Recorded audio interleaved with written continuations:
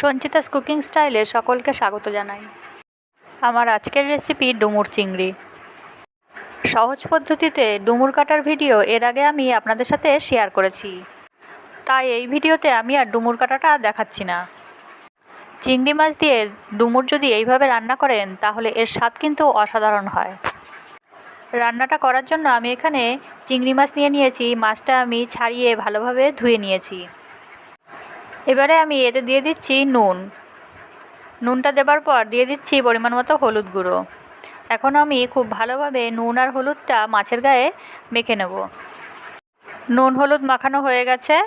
এবারে আমি কড়াইতে তেল গরম বসিয়ে দিয়েছি। সর্ষের তেলেই রান্নাটা করব। আমি চিংড়ি মাছগুলো প্রথমে ভেজে নেব। চিংড়ি মাছগুলো সব দিয়ে দিয়েছি। এবারে এক পিঠ ভাজা হয়ে গেলে উল্টে দিয়ে অপর পিঠটাও আমি একটু লাল করে ভেজে নিচ্ছি। এই দেখুন, খুব সুন্দরভাবে চিংড়ি মাছগুলো ভাজা হয়ে গেছে। এবারে তেল ঝরিয়ে আমি মাছগুলো তুলে নিচ্ছি। এবারে ওই তেলের মধ্যে আর সামান্য কিছু তেল দিয়ে আমি দিয়ে দিচ্ছি তেজপাতা আর জিরে ফোড়ন।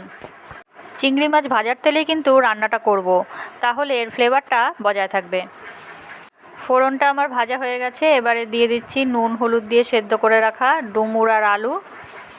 কিছুক্ষণ ডুমুর আর আলুটা নেড়েচেড়ে খুব ভালোভাবে ভেজে নেব।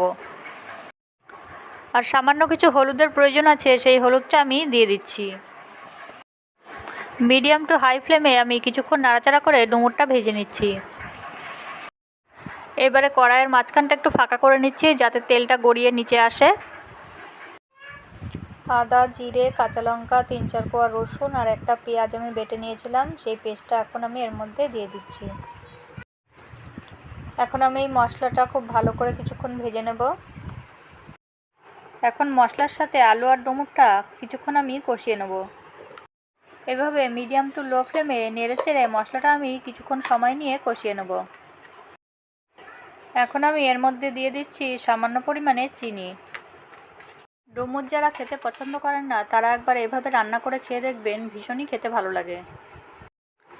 আমি এটা টেস্ট করে দেখেছিলাম যে এতে একটু নুন কম আছে, তাই সেই নুনটা আমি এখন এর মধ্যে দিয়ে দিচ্ছি। ডুমুর আর আলুটা সেদ্ধ করার সময় যেহেতু নুন দেওয়া ছিল, তাই নুনটা পরে প্রয়োজন হলেই দিতে হবে। এবারে আমি আগে থেকে ভেজে রাখা চিংড়ি মাছগুলো এর মধ্যে দিয়ে দিচ্ছি। এবারে চিংড়ি মাছগুলো ডুমুর আর আলুর সাথে খুব ভালোভাবে নেড়েচেড়ে মিশিয়ে নিচ্ছি। এখন গ্যাসের ফ্লেমটা মিডিয়ামে রেখে খুন্তি দিয়ে আলু আর ডুমুরগুলো আমি একটু ভেঙে ভেঙে দিয়েছি। রেসিপিটা আমার তৈরি হয়ে গেছে। এখন আমি গ্যাসের ফ্লেমটা বন্ধ করে দিচ্ছি।